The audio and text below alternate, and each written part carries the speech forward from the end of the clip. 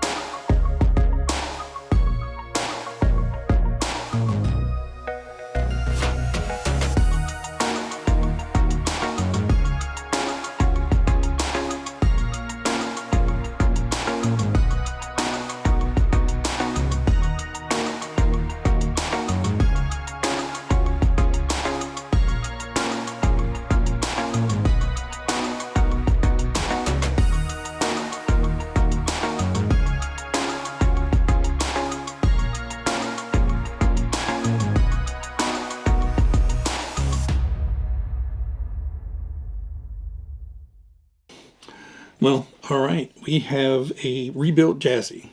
And this is about as far as we can go right now because the body is all stripped down, ready for sanding and paint. But real quick on the chassis, everything went back together just fine. I did find one of the other knuckles up front had cracked, so replace that. So basically we have two replacement front knuckles on the front end.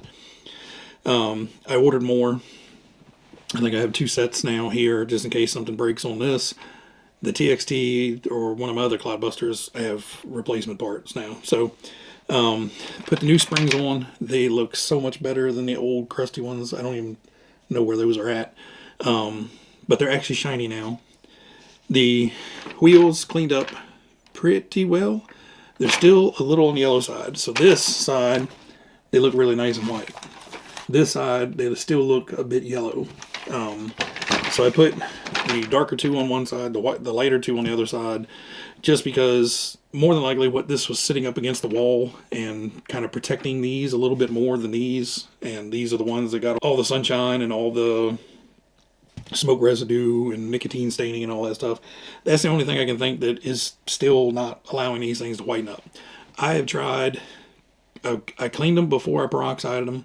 I tried cleaning them again with a different product after they weren't getting anywhere, and they still just don't want to whiten up completely, but close enough. I did replace the stock servo in here. The only one I had on hand was a 40 kilogram servo, and it is way overkill for this chassis. I say that for two reasons. One, it's just going to overpower the servo savers anyway. You can't really get these things super tight, and if you do lock them out, then you're putting all that stress on this center section of the chassis, which on the new Super Clod Busters, they have a reinforcement plate in there, and these pivot balls here are reinforced with a piece of steel behind there. It braces that whole center chassis area. This one has none of that. This was before they made a fix for it. So this one is all plastic all the way around. So I'm going to have to be very careful, set my endpoints to where I'm not maxing out the servo at all, just to take the strain off of that plastic. Now, again, this one's not going to get run, but maybe once in a blue moon. So it's just going to be treated as gently as possible. The tires, if you notice, they're very, very, very, very black. Essentially, I had to wipe them down with silicone to bring back the color.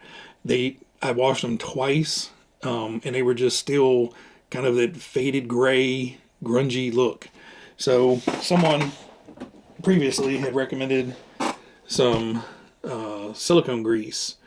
All this is basically, it's a food safe silicone grease. It's meant for O-rings and gaskets, valves, bearings, scuba gear. But it's, it's not harmful, and it basically just coats the wheels. I do have to wipe them down. There's a little bit of excess on some of them. It just coats it and kind of rejuvenates that plastic a little bit. They do feel a little bit softer, after they've had this stuff sitting on there for a couple days. So that's all I did with that. You can get a silicone spray them down, same difference. It's just this one doesn't have all the chemicals that the sprays do. I did have to replace the servo for the speed control. The other one was just non-responsive. I don't know why. I guess something could have fried before I got it and just cooked the servos, because neither one of the servos worked for me at all. Otherwise, everything is in decent shape. I do need to find a new resistor. This resistor has had some of the casing crack off of it. I didn't notice that until I actually put it back on, but I can see like the cylinder of the resistor. So I need to swap out that resistor, and then this will be 100% complete. So the body's stripped down in the tub, waiting for me to start wet sanding on it. Overall, on camera, it looks really good. Nice and red, nice and pretty. But I don't know if I can get it in the reflection. But there was the sticker going across here, sticker going across here, sticker going across here. Everywhere there's a sticker, it's a different shade and different texture. Like all of this still has like a rough feel, and underneath of there, it's a lot smoother. So whatever got on this truck and sat there for decades did not do it any favors. The other thing I noticed is we have a run back here. There's another run up here on the side, and just some scuffs and scrapes. So what I'm going to do is I'm going to rub it down with degreaser, make sure I got all the greasy fingerprints and cleaner residue and all that stuff off. And then I'm just going to put it in the tub, some water and some, 800 grit paper, and just come in here and just give everything a good sand, give the new paint a good texture, a good surface, nice clean surface to adhere to, and then I'm going to blast it with the Italian red for the body. It's going back red again. Now the chrome, I do have new chrome. Some of the new chrome pieces, we're reusing the roll bar, and we're reusing the grill, which cleaned up nicely. The roll bar, it's got some issues with the chrome, but it's good enough because I don't have another roll bar. The glass for it, I was very concerned because I cleaned this with my most favorite cleaner in the world, the spray away glass cleaner, and it still had a huge hazy section wherever it was exposed. And I'm like, great, now I got to try to order one of those. But one of the viewers had recently sent me in 2 different cleaners that he uses on his bikes and helmets. One is called Bike Bright Plexi Bright, and the other one is a Pro Honda spray cleaner and polish. This spray cleaner and polish works great on like the hard body and the Lexan kits to clean them up. Spritz a little bit on a microfiber towel, wipe them down really well, and man, it brings a heck of a good shine up. Now, obviously, if you have lifting stickers, you wouldn't go putting any kind of cleaners and polishes and stuff on there because that's just going to make that sticker never stick back down. Only word of caution there. This stuff, on the other hand, ate whatever dirt and grime was on there. And yes, I did try it on the wheels. It had zero effect to the grunginess of the wheels. But this actually took off all that old crunchy grime that was on there. And now we have nice shiny polish. So basically I cleaned it with this. That made it look really good. Then I hit a little bit of this, and that brought back all that beautiful shine and luster to it. So thanks a ton, David, for these. I'll leave a link on Amazon if you guys are interested in any of this stuff. The word of caution, this one has a very, very strong ammonia smell. So if you're sensitive to ammonia or working in a tiny little place, I would advise, doing this in a wide open area. This one, on the other hand, smells nice and isn't offensive. This one will kind of take your breath from you a little bit if you get right up on the rag. Don't ask me how I know. I was like, whoo, that's strong. But yeah, that worked really, really well. Thanks, David. I appreciate it. That saved me from having to order new glass because this stuff was a mess. So up next, I will work on getting the body, like I said, sanded, repainted. I've got the decals sitting up here somewhere, ready to go. So as soon as I can get the paint on there and everything, I hope to work on that over the weekend and get that going. So hopefully we'll have a finished truck instead of just a really nice looking chassis now. Anyway, guys, that's it for me today. Everybody out there, as always, be happy, be healthy, be safe, and I will catch you guys on the next one. See you guys.